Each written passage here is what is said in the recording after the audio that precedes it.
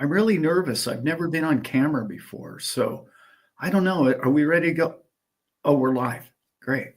Hey guys, good morning here. I hope everybody's having a fantastic Sunday morning. The B Man will be with us here in just 1 second, but it's good to see everybody in here. Northern, love you, brother. Becky, Wayne, and there's a few others in here that I can't see, but they're all coming, I'm sure. We have a interesting Sunday show. Hello, Sammy. We have a interesting Sunday show. I really want to get into what we're going to talk about today. A lot of what we're going to talk about is friends, family, and reasons why we're in crypto.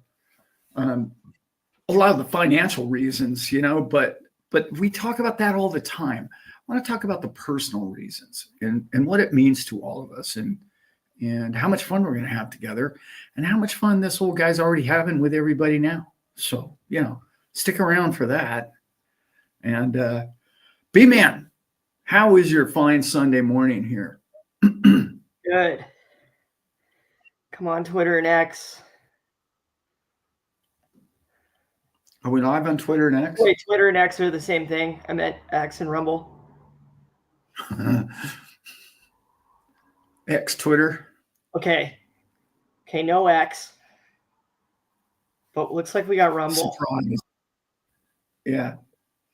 Looks like we got Rumble. Okay. The Stapletons are creeping closer into the technological world. Yes. To technology. You're at least very interested in it, Things are going great. I woke up in terrible pain, but that was from weightlifting and playing 18 holes of golf in a really fun tournament with my boss and my friend who I work with now. And okay, so quick story. You got to put it out there if you want it, right? So, want more for others than you want for yourself. Start putting those things together, start juggling a little bit. You make some magic. So we finished the 18 holes on Friday and have a blast. Didn't score well, but all of us hit great shots. Bonding time. The boys, it was great. Yeah. And so ladies. Yeah. And I had a few. There may or may not have been a delicious margarita stand on the fifth hole. And he's like, "Oh man, you want me to add an extra shot in there for you? This should be all right." And by the next 2 holes after that, it was like, whoa. I'm trying to hold my golf club, Yeah. So we're back in the clubhouse, and we got free raffle tickets. And my buddy's like, hey, did you put your raffle tickets in? I'm like, no, dude, they're in my golf bag in the truck. He's like, go get them. So I run in the truck and I jump in the back of my buddy's truck, grab the tickets, and I jump back out.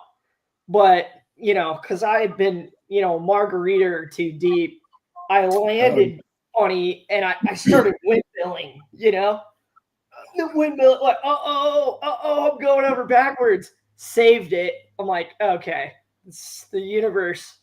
Okay, all we're doing is this now, everybody. So I run in, just make it. I throw my ticket in the bag. Sitting down, waiting for it, the ticket's in front of me, and I just immediately, my friend pops into my head. And she's kind of the person I can talk to about manifesting and luck and all that stuff. And so I was like, she just popped in there, and it's my friend I'm with, it's his wife. And I took a picture of the ticket, and I'm like, if I win this, it's going to you. It's yours.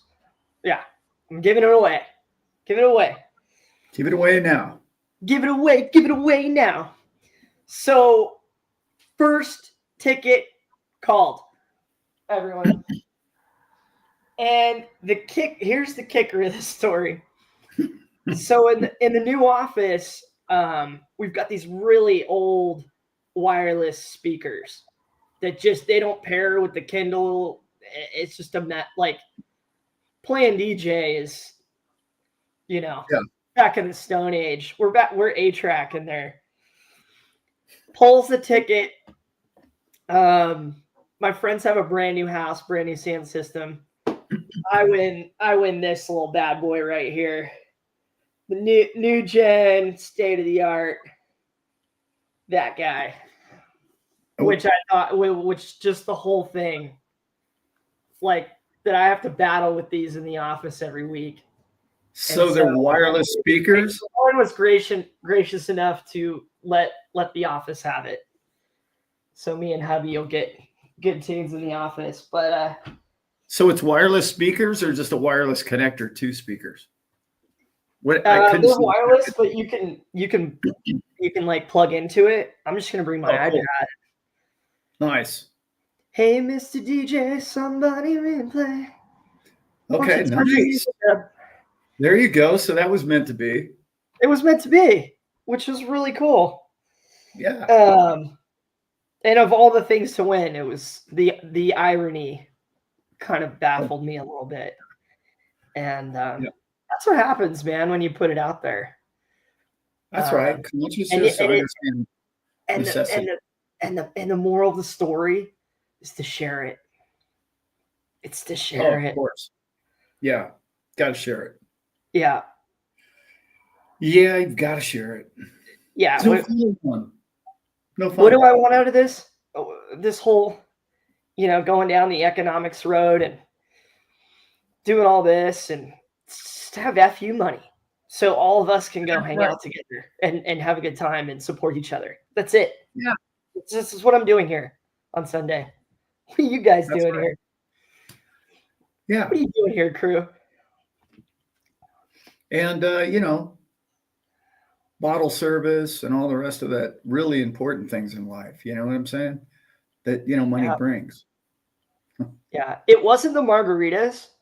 Like my dad, I'm sticking to it. I'm going sober the rest of the year. There's no more.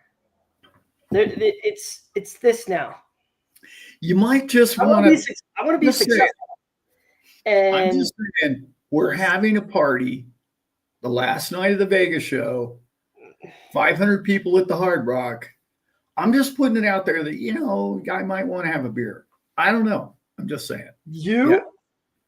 No, not me. You. No, not me. No, I will not be having a beer. No. Dad is enjoying the doctorate degree that he earned in drinking and the knowledge and wisdom that he learned of drinking. And he's using that knowledge to further his life in the intelligence of not drinking is what this man's doing. Yes. That's what I'm going for, Dad. Yeah. In this is it. And I got the jobs I want. Right. I got the people I want. I like, we see the opportunities right here. They keep coming right at us. It's like, no, man. That's right. Yeah. Lock it in. Instead of the margarita on the fifth hole. Yeah. I was locking the game in, and then wheels come off. Wheels. Yeah. And, I was gonna say, if you broke up like 10 years of sobriety, I think I'd take that beer and pour it over your head. Me? Oh no, I don't have any desire for alcohol at all. Oh, I know. And you know what? I really enjoy when people drink. I like being around people who drink. I really do. Oh yeah. There's two kinds of people. Yeah. I like people who are creative, who are trying to build something and create something and learn something. Love that. Mm-hmm. But I also like people who like to party and have a good time. So the party and have a good time thing is really, really important to me. Yeah. It's really, I like to remember the next day, the the great ideas we had the night before, but all the sober people in the room were actually like, yeah, they weren't that good ideas, actually. They were okay, but you took them a little far. But I used to write, my dad knows, I used to write them all down, especially when you're fully in the bag, and you're like, you think the, the good Lord himself is speaking through you. And then you wake up the next day, you're like, what the hell was I talking about? Yeah. It's like I wrote it in crayon. Oh, yeah.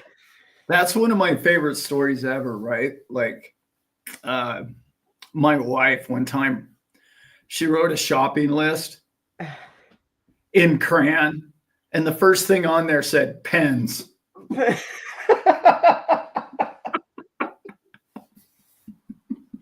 I was like, perfect. I could have got it without the big clue in the room, but yeah. It was so good. I was really, I just kept it. I laughed so hard. Yeah.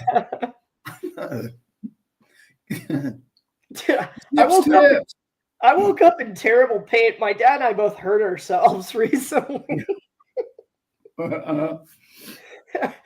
Drinking on the golf course and, playing around with, electrical cables on a yacht. You can get injured.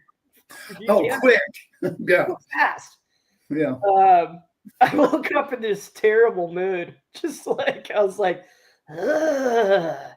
like a troll, just crawling out of my bed, like, I gotta go do things. Yeah. Today I'm gonna be bitter man. Yeah, bitter man. I deserve it. Yeah. Yeah. All those thoughts were running. Yeah. Yeah. They were making a lot of sense. Not anymore. I had lunch or brunch, whatever we want to call it, with Zips Tips last week. Oh, cool. Wednesday, something like that. Can't remember. Yeah, I love you, bro. Yeah, he was in San Diego when I had the boat out of the yard, and right before I tore my calf muscle. Nothing. Forget the fact that I was in a whole lot of pain. The entire time I'm laying there just in pain going, oh no, I'm going to Vegas in a week and I've just torn my calf muscle. It didn't have anything to do with the pain or the fact that I wasn't, who knew how long it was going to take to heal.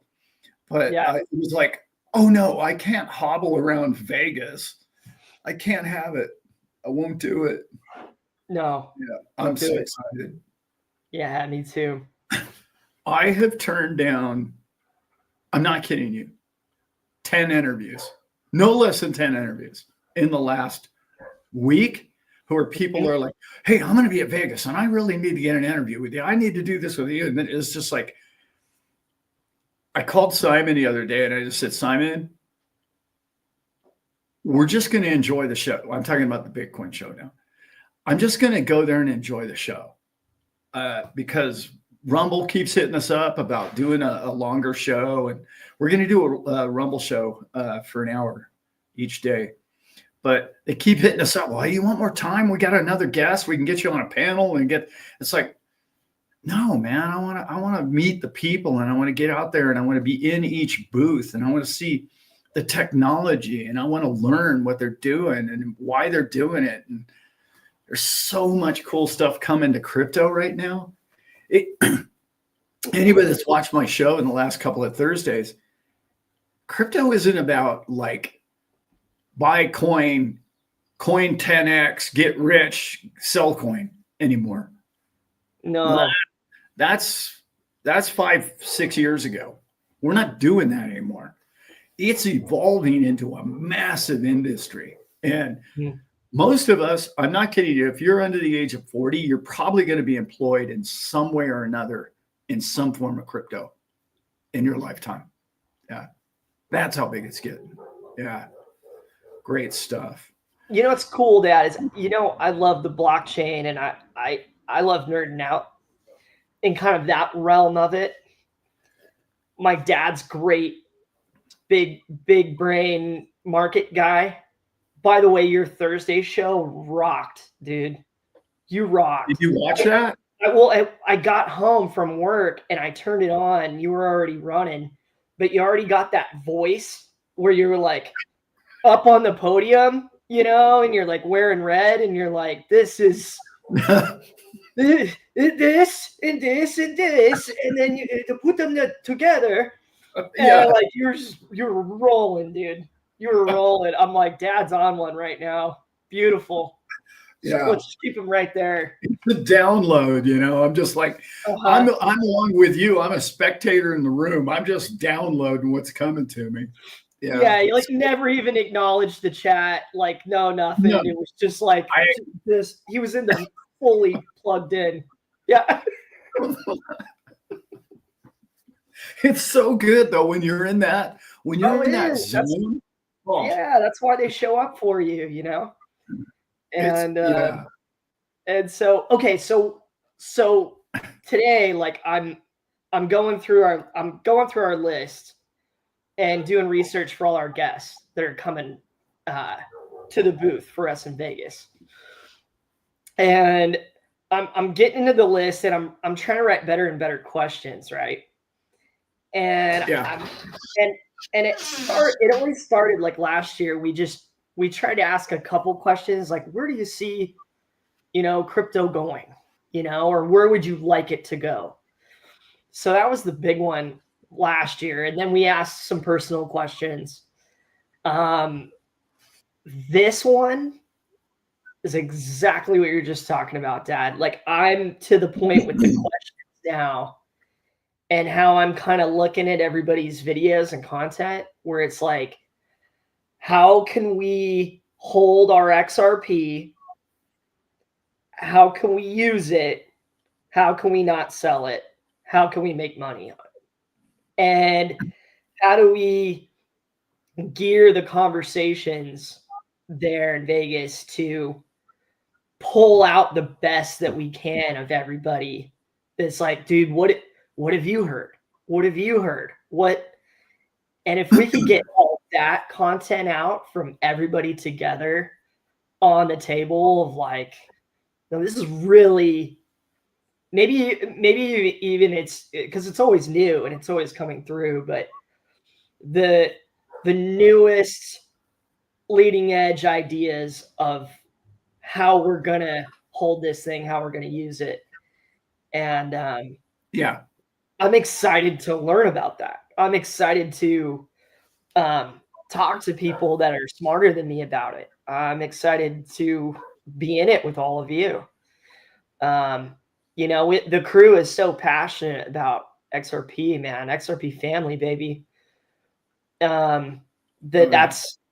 where the focus has become, guys. So, you know, if you're in XRP, if you're, you know, not just invested in it, but a lot of you, I was just talking to Sean, that the guy eats, sleeps, and breathes it.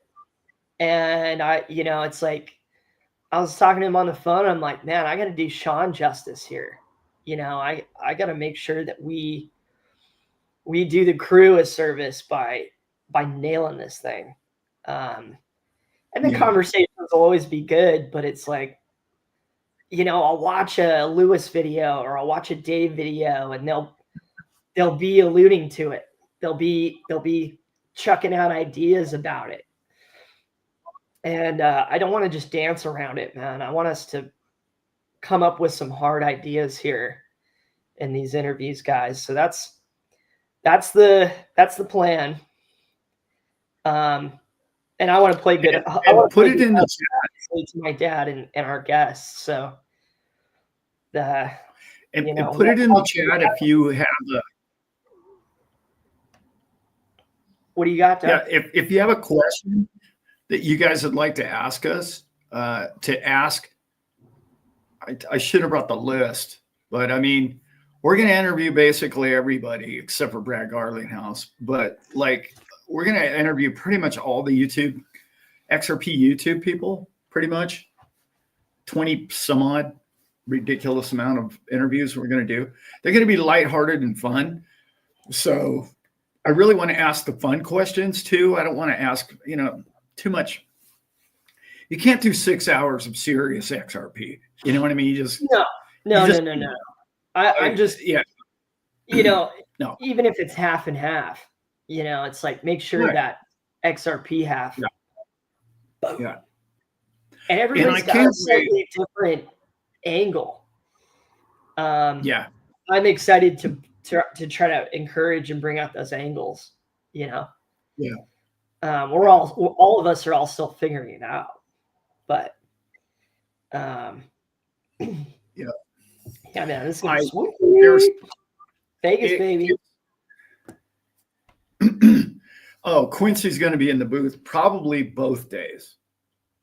Yeah, good having you in on a live, John. Love that. Yeah. Oh yeah, we're we're friends with Quincy now. Like, right? Yeah, I'm gonna follow him and Landon around like a puppy. So I love those guys.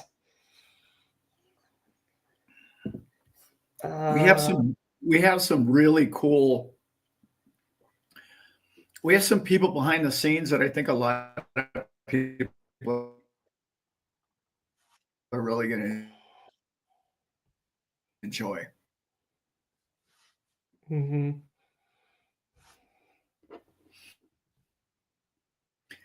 You're breaking up on my end a little, Dad. Set up an interview already. I think people.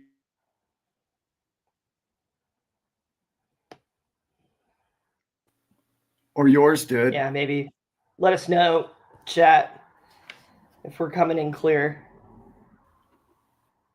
There you go. I think you're better now. B-Man, are you there? Yeah, I think it's you. Did you kick a plug? Yeah. Hey, let me know, guys, in the chat if you can see me or still hear me.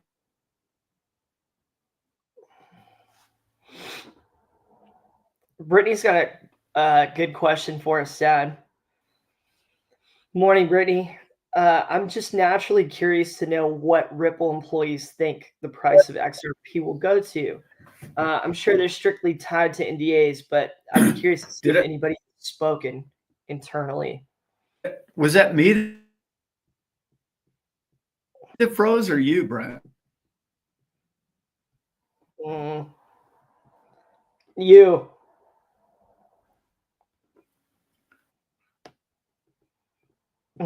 I guess it was me. Yeah. It's been a little spotty this morning. It's gonna come right back. I'm gonna log out and go back in, Brent. Cool.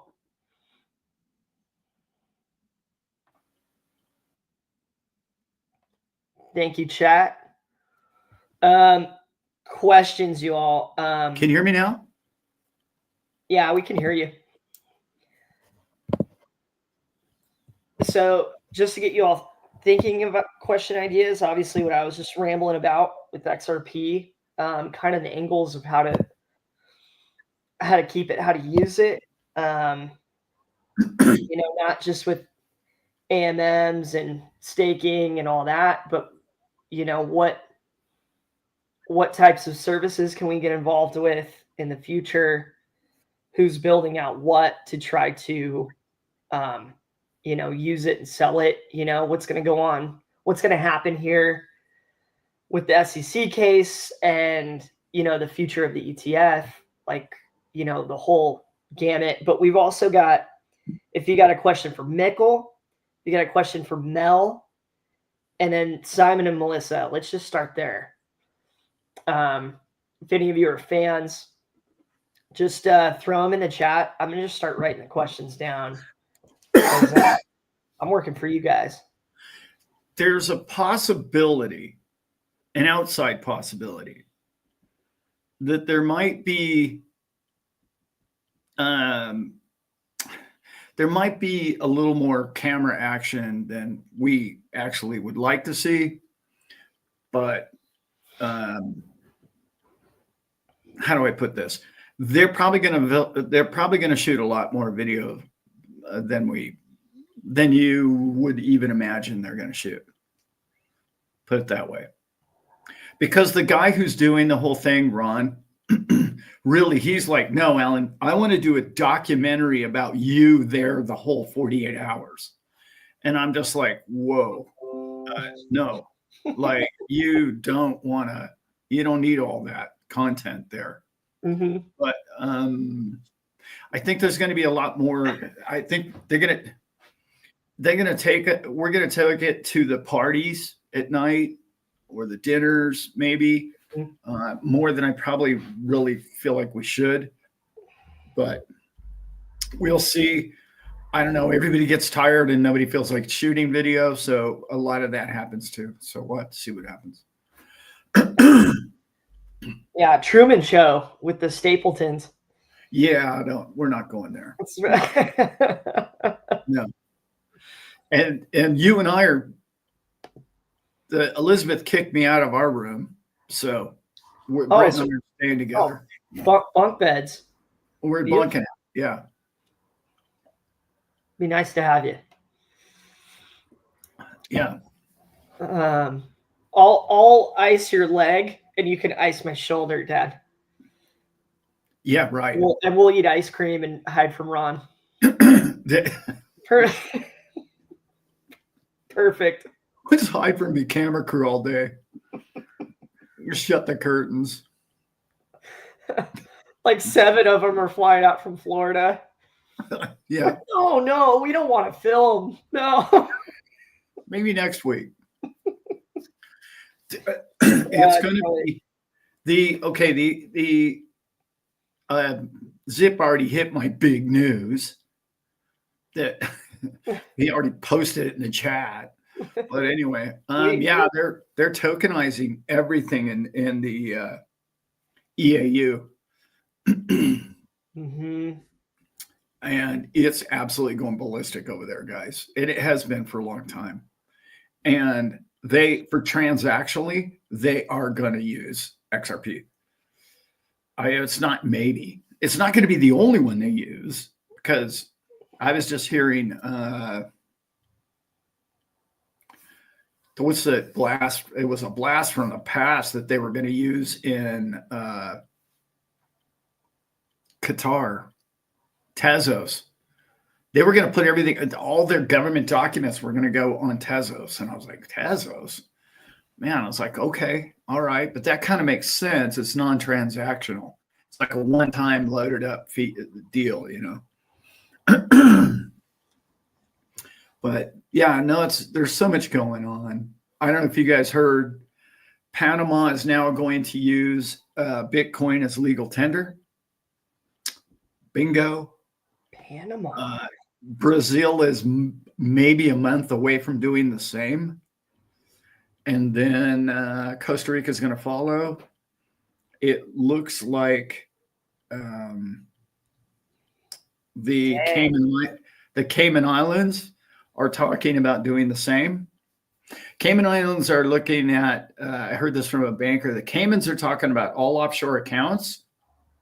Listen to this. They're requesting, okay, you know how you make a lot of money and you want to hide it from taxation. Let's call it what it is, hide from taxation. So you open a Cayman Island account, right? An offshore account. These accounts are full of cash, full of money. Well, in the last 10 years, should they have bought Bitcoin with that cash? Clearly, they should have had that money in Bitcoin.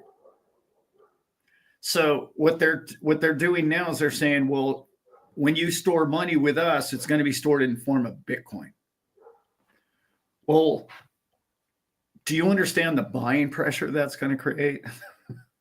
do you know how many tens of billions of dollars in the Cayman Islands is just sitting there in cash? It's absolutely absurd. When I heard the guy that was telling me about it, I said, where'd you hear about this? And then I saw the interview. He sent me the interview. And I was like, oh my God, this is happening now, guys, around the world. So adoption clearly is here, not just institutionally, the sovereign nations, sovereign banking, Mhm. like I was talking about on Thursday night show. There's a company out there right now who essentially says, well, instead of your paycheck going to the bank, it can go to your wallet directly. And then once it goes, almost like an I Trust Capital or Link to or something like that, right? It's almost like your 401k now is going to be a wallet. So it immediately goes to this wallet. And as soon as your paycheck goes to that wallet, we don't need the bank anymore because it's going directly to your wallet. So now you're sitting there saying to yourself, okay, well, what's it doing? Oh, it's earning. It's earning immediately, that quickly. We know how slow the banks pay anything in the form of interest, let alone acknowledge that the money's in there takes a week. So this immediately, instantly, is going to start accumulating interest and DeFi. That money is going to be in your account to be able to be spent immediately. I'm not talking about the principal that went in, you got paid $500. I'm talking about the instant interest that it earns every hour after that. So you're going to basically be able to, if I stay within a budget, I could just spend what the account earns every day. It's so big, guys. This whole thing is like, you're going to want capital and you're going to want crypto going forward, because the crypto and the capital is going to earn you minuscule little bits constantly, 24 hours a day, 7 days a week. That's what's coming. It's kind of what I was touching on Thursday's show. Yeah. The stablecoin, I talked about that in my last show. The stablecoin bill is going to pass. It is not maybe, it's going to pass in the Senate anyway, put it that way. And it's going to be, honestly, I don't really care whether or not it does, because we use it anyway. And all these banks are creating it anyway. And they're going to do it with or without them. And I think they realize that. It doesn't really matter. Yeah. Yeah. They're going to have to write something up. Regulation. Okay, Matt, got you on the bear and pirate memes. I got to look that up myself. Or maybe just a big fan of bears and pirates, but I'm going to get into that. Becky, yeah, if there's reps, I think there's going to be reps from Caleb and Brown, right? They were theoretically they were there last year. Yeah. Let's see. Yeah, no, we're going to interview one of them. No, Jim's going to be in the booth. Jim and yeah, there's 3 people coming. Caleb. No, two. Jim, the guy I interviewed on my show, the young guy, and then the other guy's name is said he was buying us dinner, but I don't know. Yeah. Yeah, they're gonna be in our booth. We're gonna hang out with them. I'm hanging out with them at the Bitcoin show, by the way. Cool. Yeah, the couple days before XRP.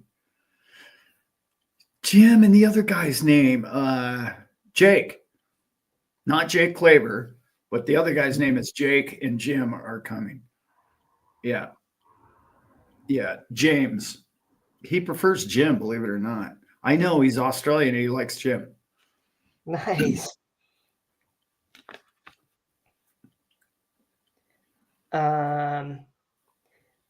What if B-Man is the bear? Alan is driving the ship. I still got to look into it, Matt. I just don't know. I don't know. Yeah, we got to look into that one for sure. Correct. Jake Boyle. Thank you. Thank you, Leon. So Jake was there last year, and James or Jim is this year, his first year.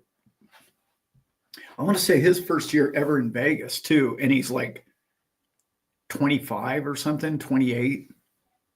Yeah. Young Good, guy. good afternoon, Leanne. Leanne is a wealth of knowledge in our community, by the way, guys, as all of you are. It's kind of amazing how much you guys really know. But I have a special treat for everybody. And those of you who know Rob Cunningham, I have a little twist on him. I'm going to actually interview his wife. Cool. And, right. And his wife she's in the real estate world, she's very famous, very well known, very in the corporate real estate world. And I think it's just going to be a really interesting take to get her take on what a bunch of, crypto degenerates we all are. Mm-hmm. So I can't wait. That's what I'm looking for. Yeah, that's right. That's who we are. Well, this is my husband's fun little hobby. So we, make a pilgrimage out here to Vegas once a year. Yeah. No, I didn't get to meet her last year. That's cool.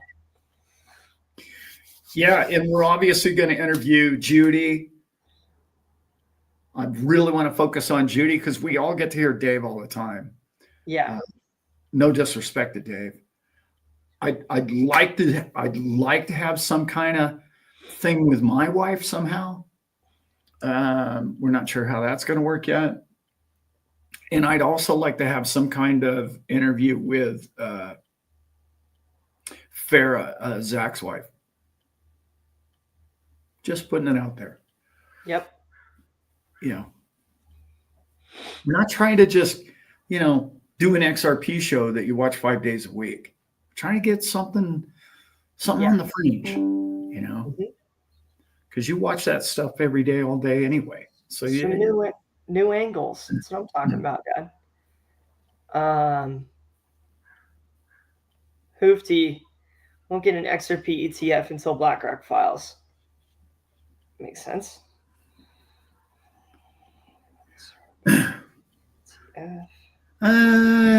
I wouldn't say that. I understand the logic behind it, but yeah, I got to clear something up. Okay, I keep hearing people tell me this. No, BlackRock does not own all that Bitcoin. No, wrong. Okay, wrong. That's like saying Goldman Sachs owns all of your Tesla stock. No, they don't. They sold it to you and they hold it within their house. It's, asset under management. Yeah, but it's AUM, but it is not theirs. They don't own it. Okay. Just so we know that, just so we're clear on that. How do I know that? How can I prove that? It just got divulged not long ago, the other day, that Goldman Sachs owns $1.3 billion worth of Bitcoin ETFs under BlackRock. So you think Goldman thinks it's BlackRock's or theirs? Clearly, they think it's theirs. It is theirs because they bought it under BlackRock. So when I keep hearing BlackRock is going to take over the world, it's like, no, you don't understand how it all works. But just think about this. Jamie Dimon, who for 15 years has said that Bitcoin is rat poison, owns over $1 billion of Bitcoin. Okay, let's clarify this whole thing, and that only drug dealers and people running from taxation and people who launder money have Bitcoin. That's exactly what he said the last 10 times he's been interviewed. Yet now he owns over $1 billion of it. Yeah. So it's making them all look like fools. Mhm. Crypto is, and as everybody knows on this show, this man loves Bitcoin. This man loves XRP. I think those two coins are the coins you want to hold. That's my opinion. And as time goes on, it just becomes clearer and clearer and clearer and clearer. To me, anyway. And I know a lot of people love one and they hate the other one, and love this one and hate that one. And I get that. But those two coins have risen to the top for a very good reason. Very good reason. Yeah. Yeah. Yep. Yeah, agreed, Carmen. Yeah, that Thursday show, guys. If you didn't see the Thursday Trust show, holy smokes. I want to go back and watch that one. And they're real good. I watched my dad's videos like 2 or 3 times. I'm like, yeah, okay. Yeah. I'm still trying to get my brain to think that way. I did an interview. A lot of practice. My dad has worked on this a lot. Yeah, a long time. I did an interview with IMU TV, guys, that was really good. I mean, I'm not just saying it was really good because I was on it. It was really good because the two co-hosts and I just clicked. We just nailed it. So go to IMU TV and look it up, the Staple Crew interview. And I think it aired Thursday or Friday if they aired it. I never get to know when they air it. That we always tape them, and then I have no idea when they're going to air it. But I think they did. Also, this week, this Thursday night show, I have a whole idea written out for the show already, but I don't think I'm going to do that. I think I'm going to have some surprises instead. But we'll see what I end up doing. This Wednesday on Dip a Toe, I will be on their show. Nice. And Brent hopefully gets home from work on time to be on the end of it. Yeah. Hope. Oh, yeah. I'll be there. All right. They start at 5, right? Our time, yeah. 5, yeah. 8 Eastern. Yeah. I'll jump on there. Dad, a couple of questions from John. First one, should I buy XRP ETF with profits or buy XRP? Not financial advice. Okay. Personally, I would like to own both, but I'm still a guy who believes in having the actual coin. But it really depends on who you are financially. John, if you're under the age of 50, just own the coin. And the reason why I say that is because the ETF is a great idea if you're looking for retirement tax tax benefits. You can really work it into a structured retirement plan. Your ETFs work in there a lot easier and better. But if you're under 40 or something like that, get the coin for now. But when you become, let's say you're even 30 years old, XRP goes to $50 or $1,000 or whatever it is, and all of a sudden you've got a couple of $1 million in net value, asset value in your coins. That's when you would go to the XRP ETF. You would purchase the ETFs, and then you would live off their yield. That's a strategic retirement residual income plan for the future. So any of us who are looking for, 5, 10, 15, 20 grand a month to live on the rest of our lives, you could do that with a strategy. So, but remember, the very first ETFs that are going to come to the market, it sure looks like they're going to be cash settlement. I wish that weren't the case. We want them to be in kind, because that way you get your coin if you want the coin instead of the cash. But again, depending on your age, John, okay, I just read that you're 60 years old. All right. In your situation, you may want to put those into a retirement plan that you have already set up with I Trust Capital or whoever. Elizabeth and I have an I Trust Capital account. I don't promote their product necessarily, but we've had nothing but great customer service with those people. So I don't have any links or anything like that to them, but I imagine I probably will one day. Yeah.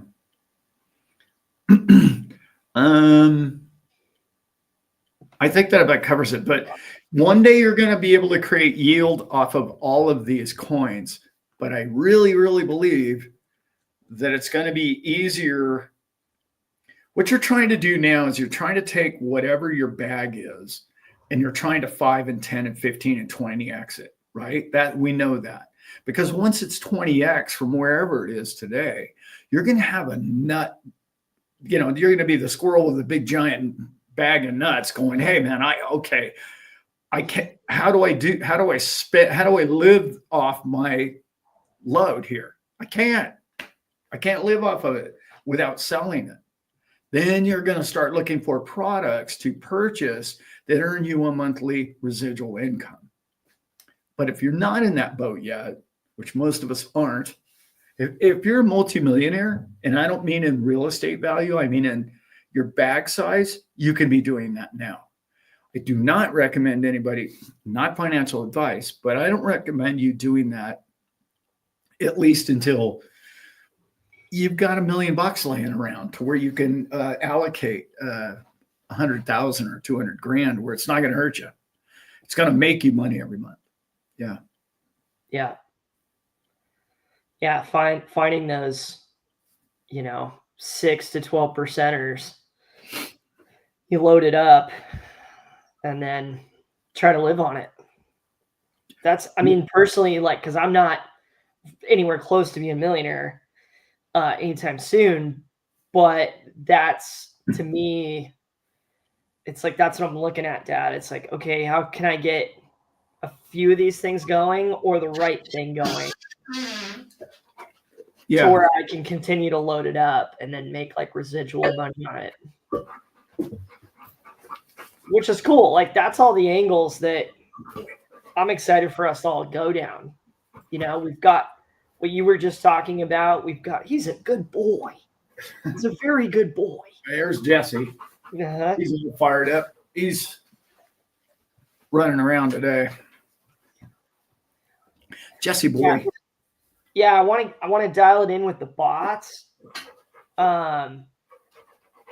It's so infinite banking concept is so exciting. We don't talk about that a ton anymore, but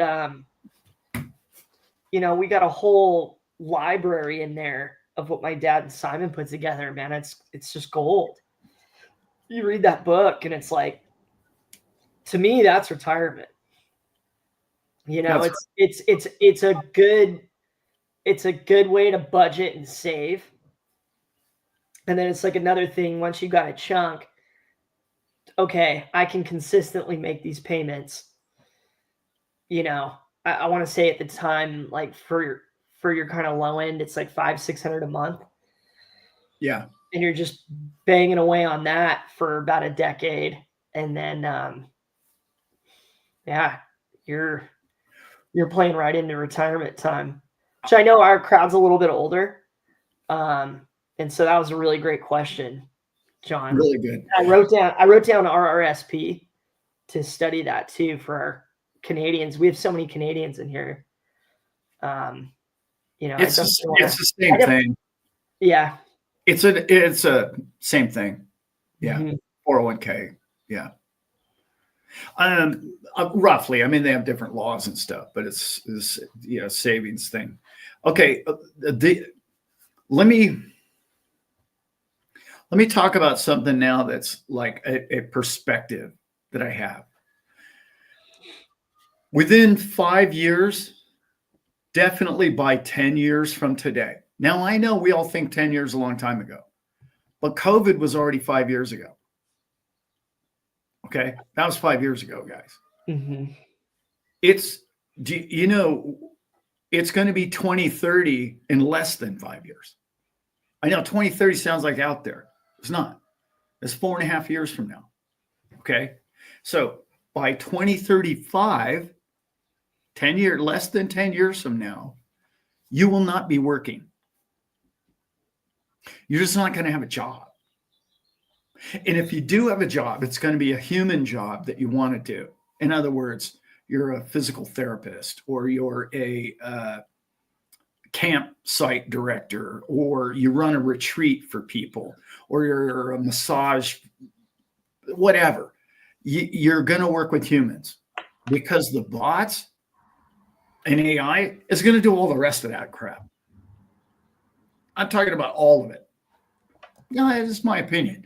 I'm talking 10 years out.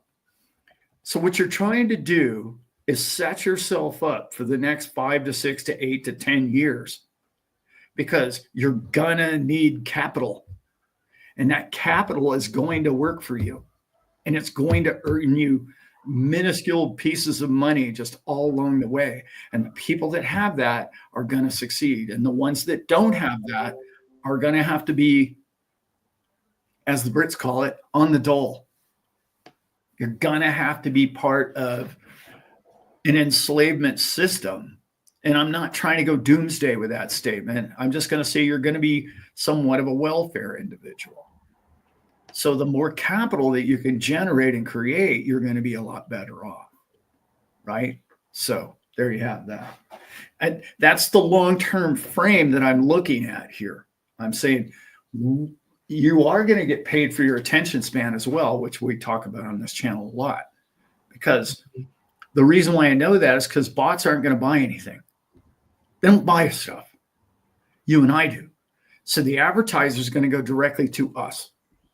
And it's not going to pay NBC trillions of dollars every year when nobody watches that. What they're going to do is they're going to go directly to this channel and other XRP channels, and they're going to directly advertise XRP products on the videos in which you watch that are about XRP. That's going to focus advertising to the network and the market that they need. Because right now it's just like the way they market, it's just so broad. It's, you know, it's ridiculous the way advertising is.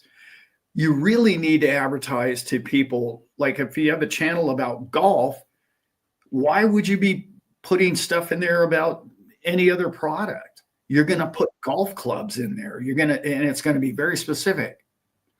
And you're going to get paid to watch those, because those companies are going to want to compete for the human purchase power, because all the clubs are going to be made by robots. No robots playing golf. Well, for a while yet, anyway. And then that is telling you everything where the market's going, the human experience. Yeah. Where we're going is the human consciousness reality of life.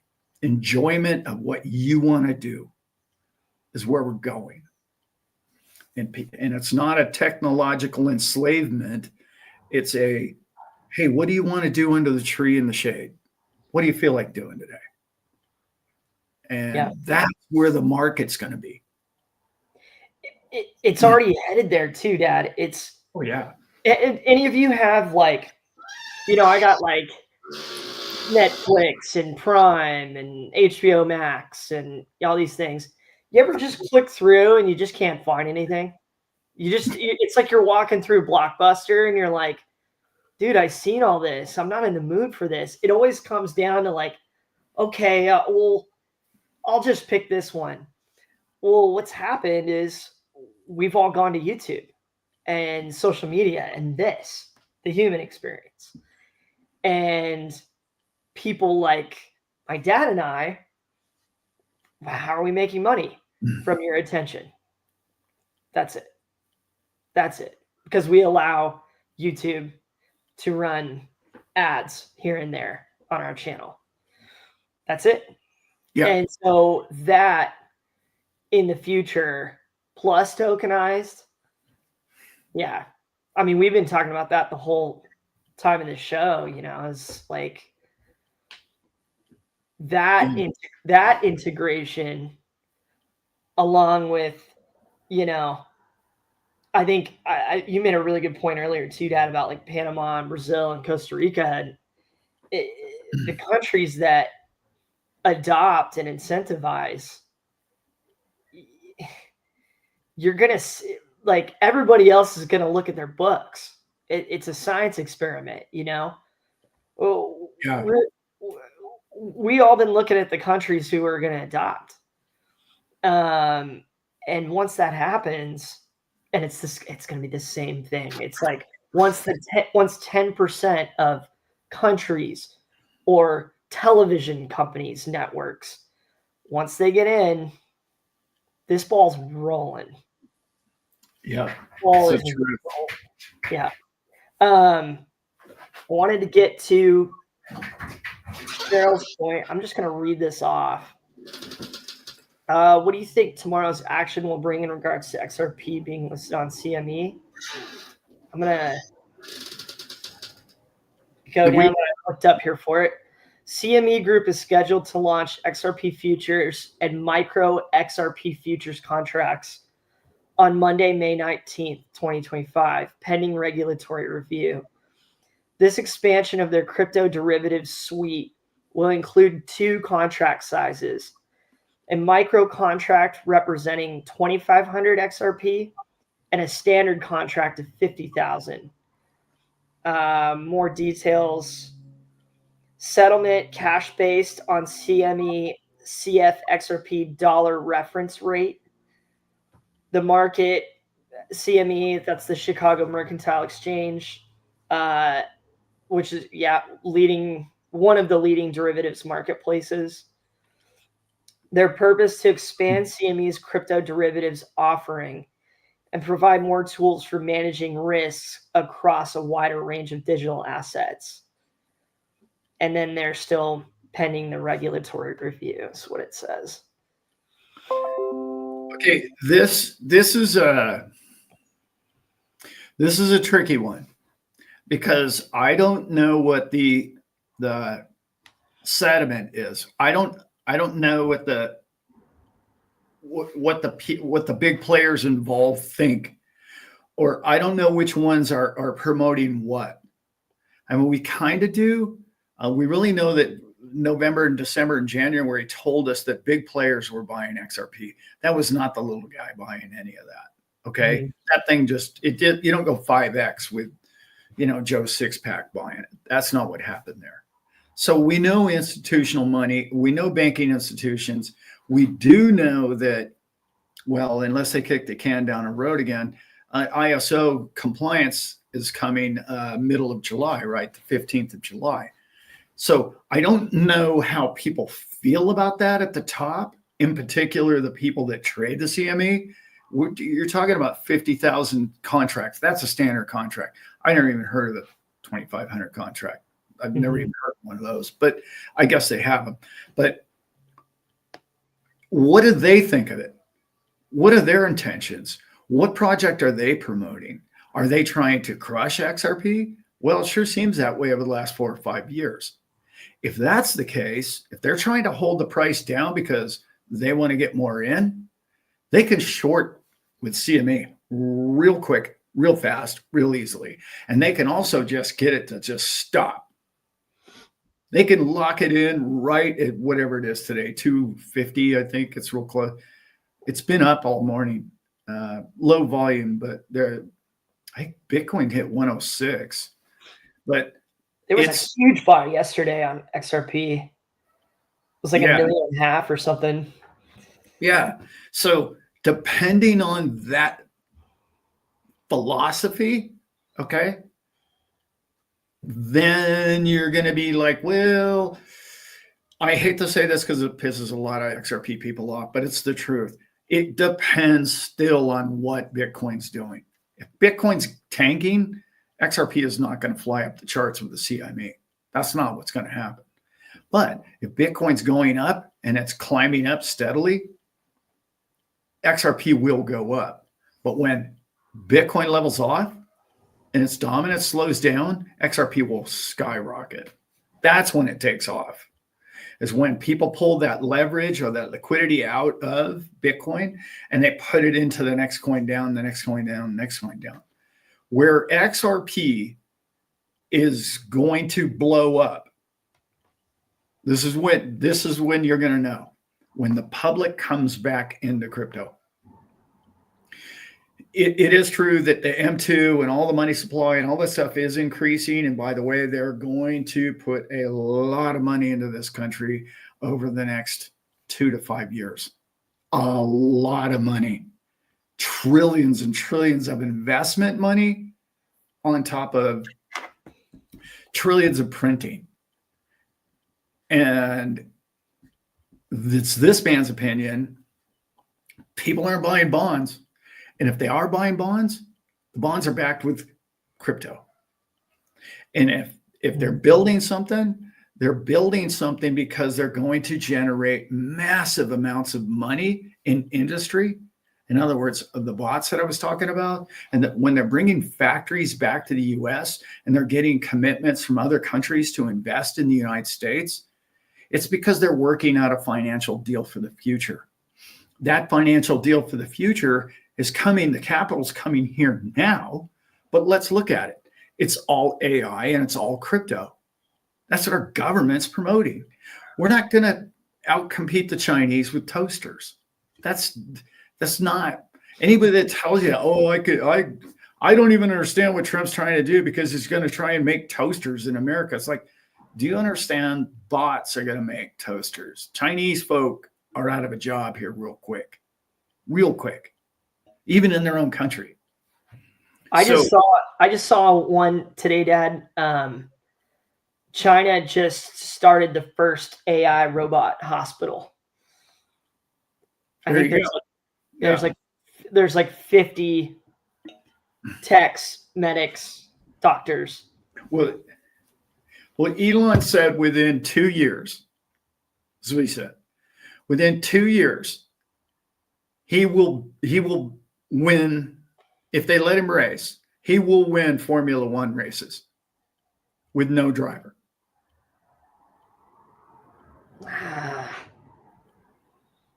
Think about that, guys. Oh, yeah. Hey, I have a car that self-drives, and I'm telling you, it's a better driver than most. Most people I know can't drive as well as this car does. And the new car that he's putting out, I don't know if you guys heard this one. It's like $10,000. Mm-hmm. After incentives, it's like $10,500. And it's going to be fully automated. Fully. Like, it's happening quick. So I'm not saying that everybody's going to run out and buy one of those, but if you're 16, are you going to buy a $30,000 Civic, or are you going to buy a $10,000 Tesla? I mean, it's pretty easy math. They can't afford the other one. And the insurance is going to start going down on those cars. Why? Right. Because it's $10,000 to replace, not $30,000. Number one. And everyone says, oh, well, what happens when the battery goes bad? You have to replace it for $15,000 for a new battery. You junk the car and get a new one, just like your washing machine. That's where it's all going. You're not going to repair them. When the battery costs 10 grand and the car costs 10 grand. Hello. And Elon's already said, I'm going to give you 2 grand for the old car to recycle what's in it, because I need a lot of those components to reuse those precious metals in it. Mm-hmm. That takes your $10,000 your next car to replace your old $10,000 car to $8,000. Now, how cheap is your car insurance? Like, they can't compete. Like, technology crushes everything. Like your example, Blockbuster. Mm-hmm. Sorry, there's just too many people involved. There's too many people with a pension and overtime and benefits and workman's comp and pregnancy leave and all the rest of it that is just, which everybody deserves. And I'm not complaining, bagging on people. I'm just saying that's technology. Everything's going to the price of zero. Yeah. It's deflationary. Totally. It's like, why would you go, you know, what happened to Blockbuster? Red boxes started being at your local grocery store. Yeah. Okay, two birds, one stone. Boom. Got all the new movies. Okay, cool. I'll just do these. I can come back, return it on my way to work. Then it's on your television set. Then it's like, why are we going to the movie store when I can just sit here on the couch? I'm tired. Deflation. Yeah. And just look at like Efficiency. just look at this, what it's going to do to Uber, right? So here's this Model 2 car coming out, which is cheap, right? So this Model 2 is coming out that's cheap. And then it's going to self-drive itself. Okay. So Uber driver out, right? So the car's going to be able to go and plug itself in. He's already making ramps to where the car just pulls over top of it and it charges just like your cell phone. When you lay your cell phone on a charger, you don't have to plug it in. That's already happening. So like the car is going to say, hey, whoever, Brent, I'll drop you off. I'm getting low on charge, but I got to drop you off and go charge myself. That's what your car's going to do. Like that's what's happening. And I think the best stock to purchase right now, and I'm not giving advice, is Tesla. I just think they're about to absolutely, how are you going to compete with that? There's no way Ford, General Motors, Toyota can hand. They've already proven they can't make an electric car. They've already proven. Mm-hmm. And like, how are you going to, I don't even understand. I mean, I'm still going to have my V8. Don't get me wrong. I'm a dinosaur. You know, I'm building a hot rod right now. Yeah, I'm not buying an electric car. No, probably not. Personally, I know how to work on this one. I know what I want. Right. No, that's right. Yeah. It's a preference also. Exactly. Yeah. Yeah. And John Foster put it best right here. He's looking forward to Elon's phone. Yeah. The world is looking forward to that phone. That's what we need. Yeah. Yeah. Because high-tech, cheap phone, minimalist. Yeah. I don't know if you guys have seen them on the highway, but I've seen a bunch of them already. All the Coca-Cola and chip companies, those are electric trucks.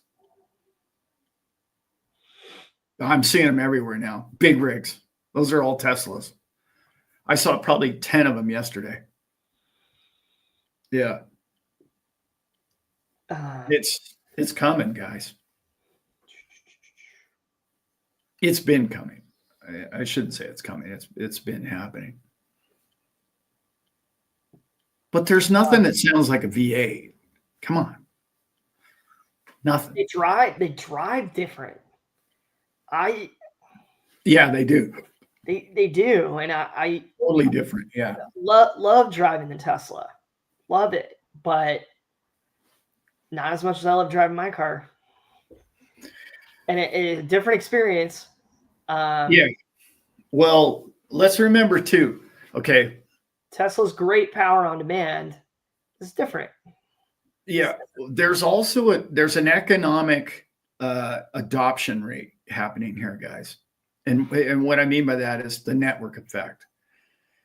Tesla went for the Ferrari first, and then like the nice SUV market, and then the Y, right? And then he's finally now getting to the biggest, broadest market in the world, which is your cheap 2-door, 4-door family car that everybody in the world can afford.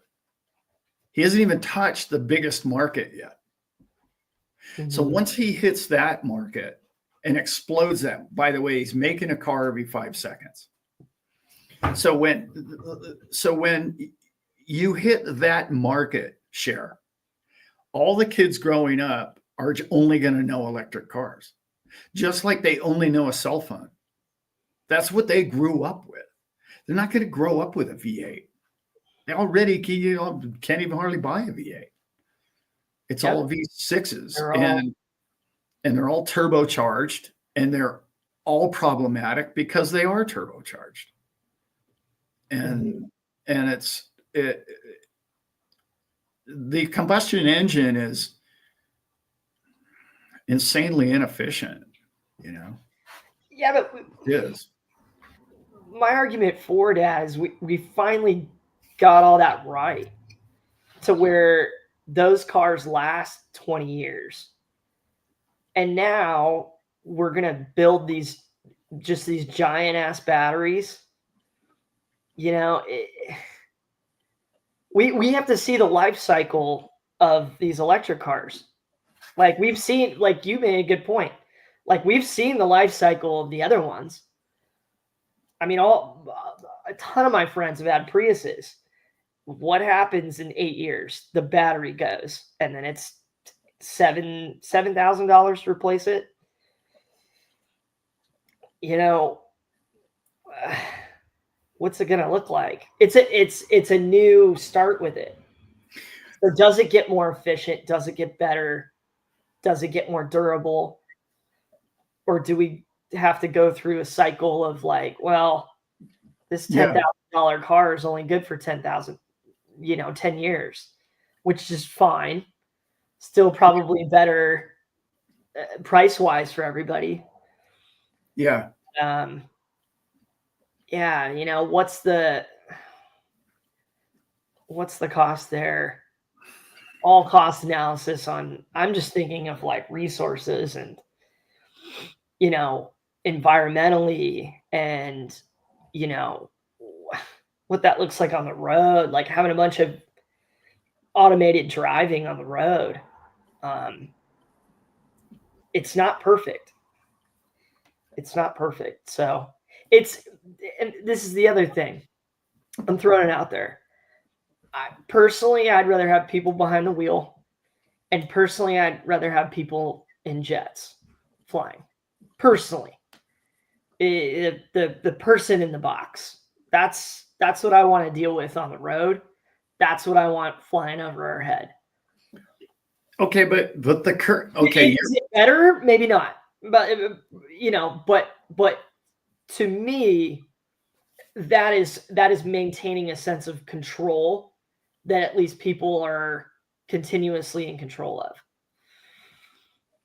And I understand what you're saying, but the math argument too, which is a good one, that it's like, Brent, this car is going to pick up an accident from, you know, hundreds, if not 1,000 feet away before you see it.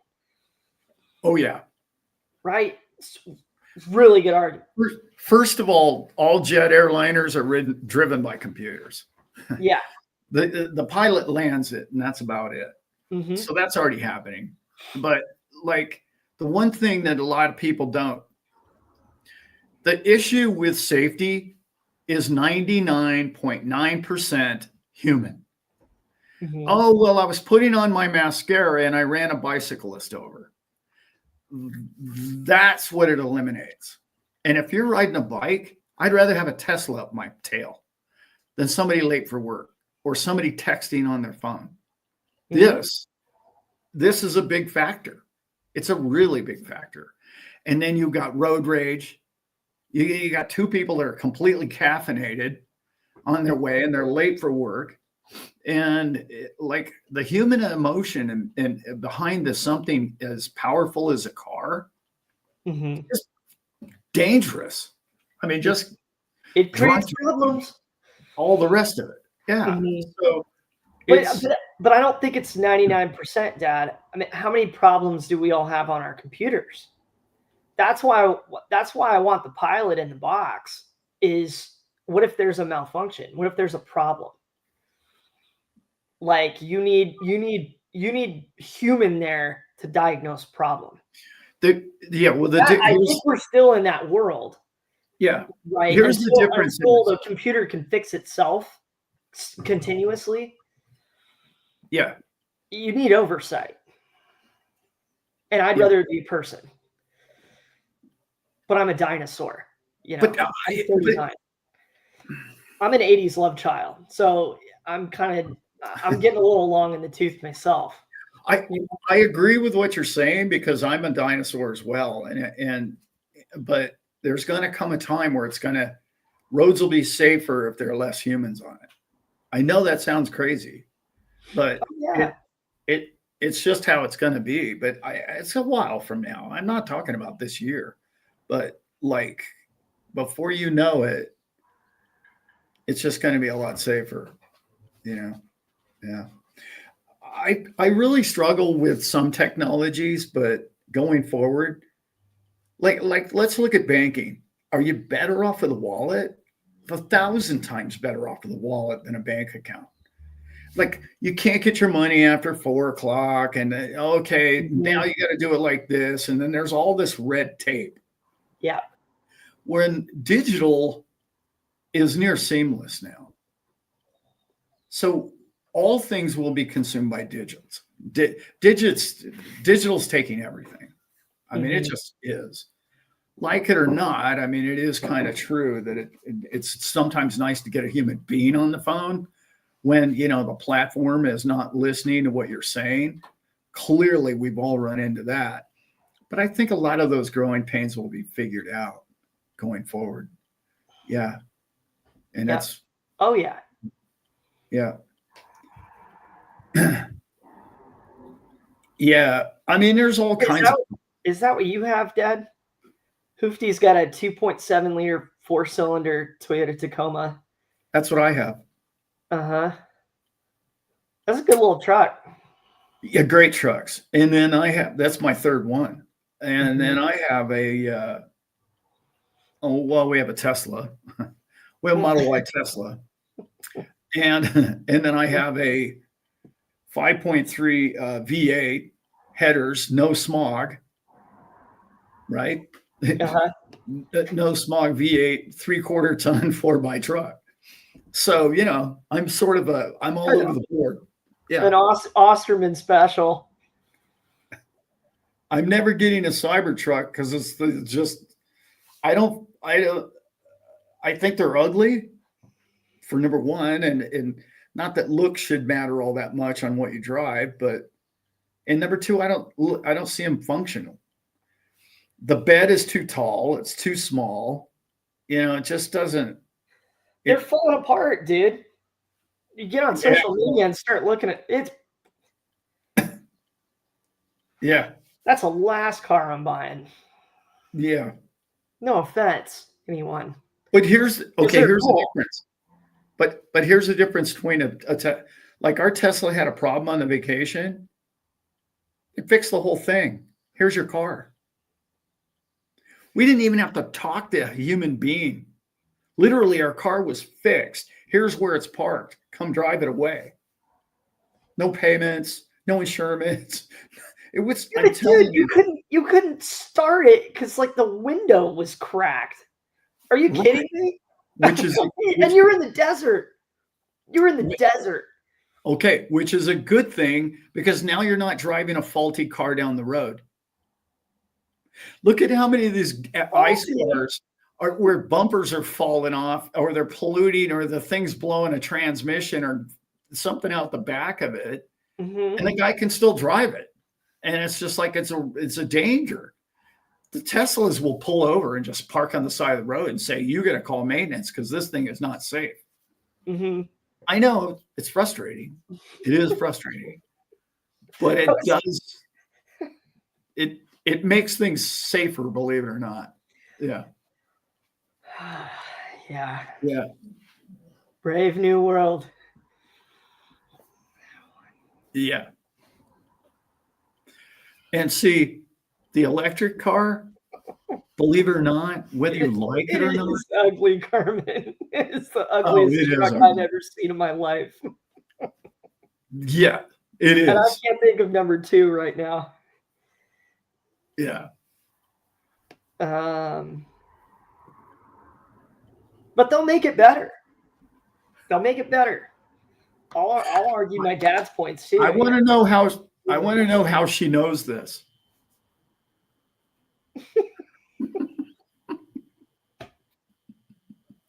Carmen, how do you know that's a fact? Uh-huh. And have you dated a gymnast? The AI just runs you into a tree and a blow up doll like airbags on you. Yeah, right. Uh-huh. That's great. I sprung for the fun edition. Right. I like the Rivian. I think the Rivian's great looking truck. Everybody hates the headlights. I like the round. All the trucks I really like are round. Yeah. Square's cool too, but old school trucks are the best. They haven't made a truck, and somebody put it on here in 20 years, and that's a fact.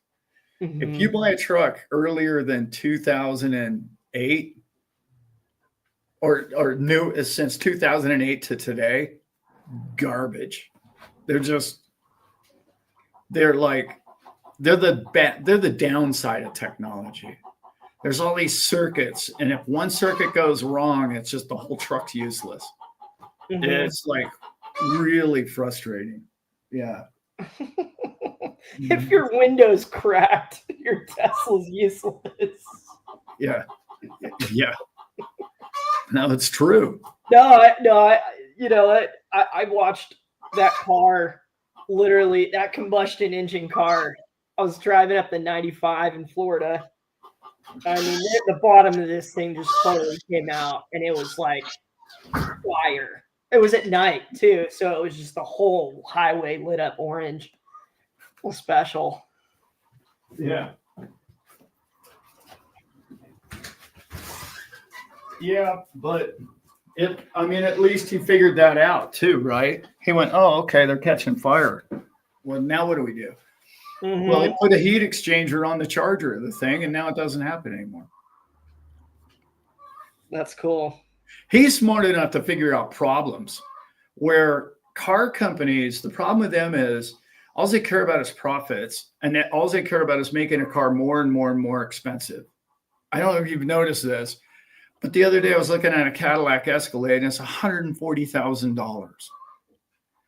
And I was I'm laughing, going, who would buy that? I mean, for number one, it's no different than a Chevy. Like, there's nothing in it different. Same tranny, same engine. Okay, it's got a little better leather in it, and it's 50 grand more. I wish they kept the old engines in them, John. But same. I'd own one right now. Brent can if anybody got the turbocharger right, it's Toyota. It's Toyota. But they didn't, and still haven't. Well, yeah, and they had to recall a ton of them. They recalled like 1 million Tundras or something. Yeah. No, they just recalled last week another 400,000 of them. Ooh. All the way up to 2025. It was something nasty too. It was like the first one was like accelerator or brake. And then no, it was the engine disintegrated. Oh, there was debris inside the engine. And then yeah. Yeah, and now the problem is the taillights leak. When the taillight leaks, it shorts out the whole computer system. Remember I was telling you about that guy that had that problem. Yikes. No, okay, Dad, Cybertruck or brand new Tundra? Oh, of course, a Tundra. Of course. Yeah. No, but if the Cybertruck looked like the Tundra, only it was electric, I'd buy the Cybertruck. Yeah, I want like 15 to like 22. No, the last year you want to buy is a 2020 Tundra. That's the last year of the 5.6. Brent, I've been studying. How long did I study Tundra trucks? I trust you completely on it. I I wouldn't buy one without you. 2020 was the last year they made the 5.7, which is a brilliant engine that they made for 15 years.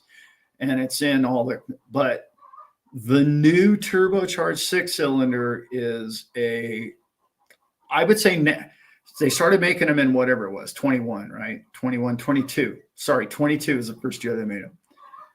I'd say by now, Toyota's worked the bugs out of it. I would.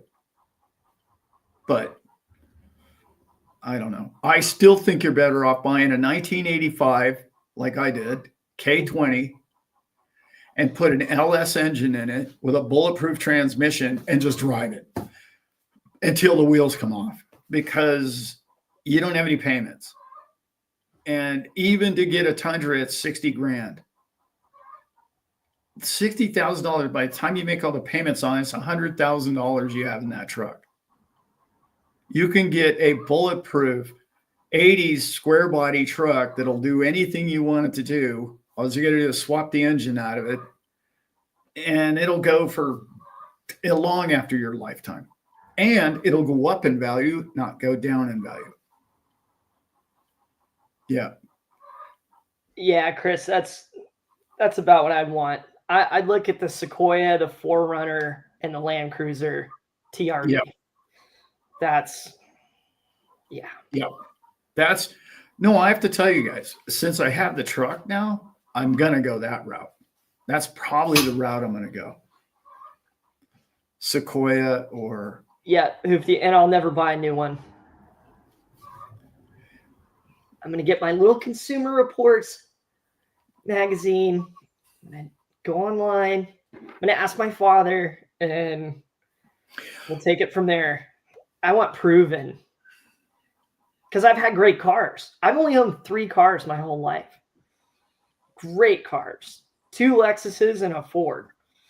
Yeah. And the Ford didn't make it 5 years. But Lexuses, they last forever, man. They're awesome. I'll tell you what I'd like to do with the Sequoia. The new Sequoia. I'd like to find one that got wrecked in the side. I'd like to pull everything out of it, and I'd put an LS engine in it. Because I love the interior, I love the leather, I love all the rest of it, but it just needs a 5.7. It needs a V8. It doesn't. I don't know. That's just me. But I'd like to meet the person who designed the new 4Runner and take my glove off and slap them in the face. It's like, dude, you had one of the coolest looking cars on the road, my dream car, and it's just this ugly design. No. You don't like it? Well, I didn't like the new Tacoma design either. Now, I even prefer it to the old one, but it's pretty bad.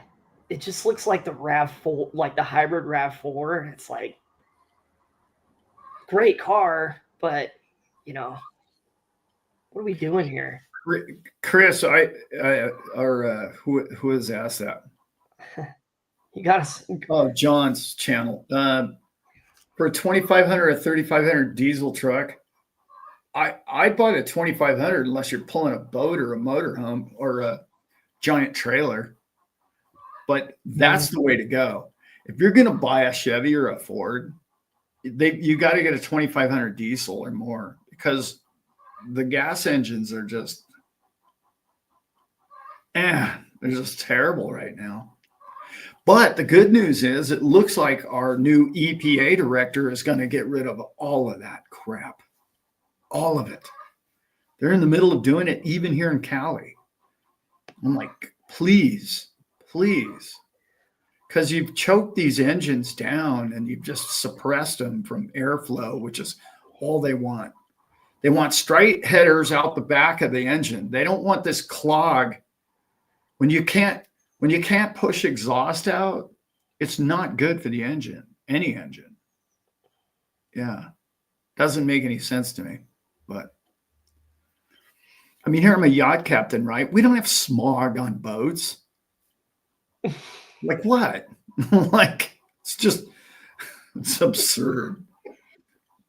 Just get them to burn cleaner. You're good to go, which all cars burn so much more efficient.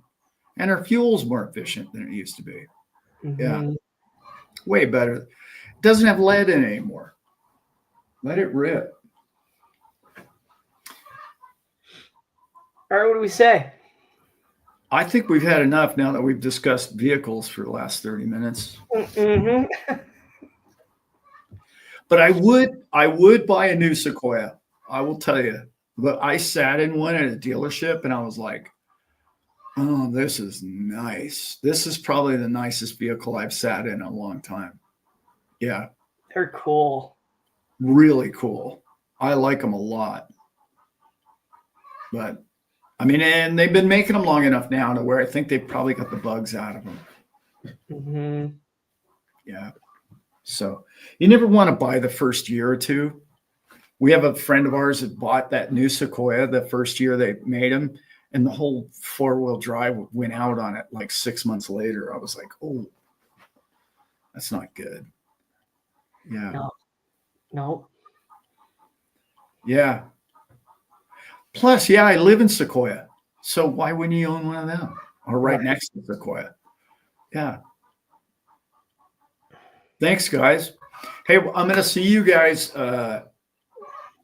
Thursday night. I'm hoping to have kind of a special, different kind of a show. I'm going to put a video out Wednesday.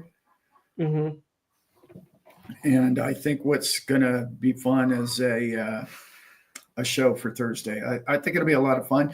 Look for us on Dip a Toe too, Wednesday night. We're going to be there. And that's about it, I think. Yeah. And then the following week is going to be bananas. Great job in the chat today, John. It's good to have you in on your first one. Pretty cool group in here, huh? I really love everybody in here. I was injured and in grumpy pants mode, guys. And as soon as I sat down and heard the old man's voice and saw Becky message on here, I'm back, and I really appreciate that. Carmen, thank you for all the chats today. Yeah, you rocked it. Crushing it in there. Love brother, it. I get to see you in 2 weeks, bro. 2.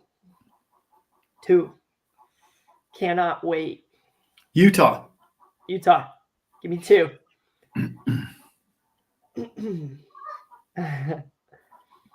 You guys have a great week. All right. Thanks, Zip.